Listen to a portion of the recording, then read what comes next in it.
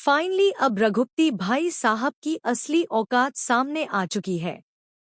पुष्पा ही एक इकलौती इंसान थी जो अनु की शादी करवाना चाहती थी, वो भी रघुपति के बेटे, उस चोमू और नालायक लड़के विपिन से। लेकिन आखिरकार टूट चुकी है अनु की शादी, और यही है सबसे बड़ी राहत की सांस, जो न सिर्फ दर्शकों को बल्कि आर्यवर्धन को भी मिल चुकी है। अनु तो चाहती ही नहीं थी कि उसकी जिंदगी विपिन जैसे लड़के से बंध जाए। अब जब यह मुसीबत खत्म हो चुकी है तो सामने आती है एक और बड़ी समस्या, शर्मा जी की साड़ियों की दुकान। अगर अनु और विपिन की शादी हो जाती तो वह दुकान रघुपति के हाथों में चली जाती।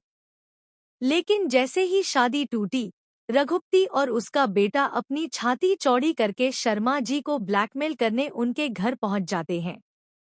और तभी होती है धमाकेदार एंट्री आर्यवर्धन की। वह दोनों को गिरफ्तार करवाता है और खुद दुकान खरीदकर उसकी चाबी शर्मा जी के हाथ में सौंप देता है। इस पल से अनु और उसकी मां का चेहरा खुशी से खिल उठता है। अब सब कुछ परफेक्ट लगता है, सब कुछ ठीक चलता दिखाई देता है। लेकिन अनु के दिल में अभी भी एक राज है, जो वह आर्यवर्धन से कह नहीं पाई है। रात को वह अपनी डायरी में बैठकर उसके लिए एक बेहद खूबसूरत लव लेटर लिख डालती है। लेकिन यही हो जाता है बड़ा कांड। वह लव लेटर पहुंच जाता है पुष्पा के हाथ में। जैसे ही पुष्पा उसे पढ़ती है और अनु के दिल की गहराई समझती है, उसके अंदर धक्का सा लग जाता है। उसे यकीन ही नहीं होता कि उसकी बेटी आर्यवर्धन जैसे उम्रदराज इंसान से प्यार करती है।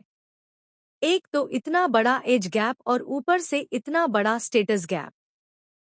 पुष्पा का दिल डर और हैरानी से भर उठता है। गुस्से में वह तुरंत अनु को ऑफिस से बुलाती है। अनु का दिल जोर जोर से धड़कने लगता है कि कहीं उसकी मां ने वह लव लेटर पढ़ तो नहीं लिया। और उसकी यह आशंका बिल्कुल सही साबित होती है।